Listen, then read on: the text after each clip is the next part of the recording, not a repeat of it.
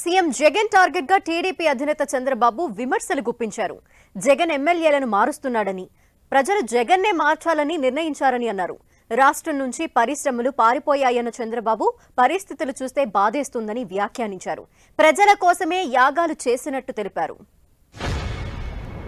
అతనికి అర్థమైపోయింది, సినిమా అయిపోయింది, ఇంకేం ఉండదు, అది అర్థమైపోయింది కాబట్టి ఇప్పుడు అంటున్నాడు నేను 92 మంది ఎమ్మెల్యేలు మార్చేస్తాడంట. మార్చేది ఎమ్మెల్యేలు మార్చాలా? ఎవరిని మార్చాలి? ఒక వ్యక్తి ప్రభుత్వ విధానాల వల్ల మీ జీవితాల్లో వెలుగు తీసుకొచ్చే అవకాశం ఉంటుంది. ఒక వ్యక్తి ప్రభుత్వ విధానాల వల్ల వ్యవస్థల్ని సర్వనాశనం చేస్తే మీ జీవితాలు కూడా నాశనమైపోయే పరిస్థితి వస్తుంది. అదే ఈ 5 సంవత్సరాలు జరిగిందని చెప్పి కూడా నేను మీకు తెలియజేస్తున్నా. నేను 2 యజ్ఞాలు చేశాను. ఒకటి సుదర్శన నారసింహ యోగం, 2 చండీ యాగం చేశాను. నా కోసరం కాదు, ఈ రాష్ట్రంలో ఉండే ప్రజల కోసం నేను ఈ యజ్ఞాలు చేశాను.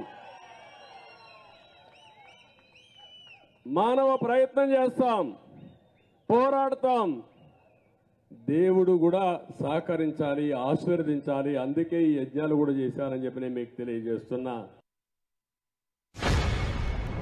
రాష్ట్రంలో జరిగే పరిణామాలు చూస్తే బాధ అవుతుంది, ఆవేదన కలుగుతుంది.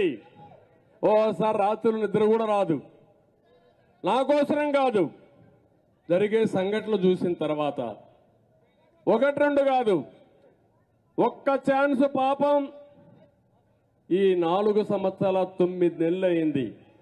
ఈ 4 సంవత్సరాల 9 నెలల్లో అందరూ కూడా మా తమ్ముడు గోయిందా గోయిందా అంటున్నాడు.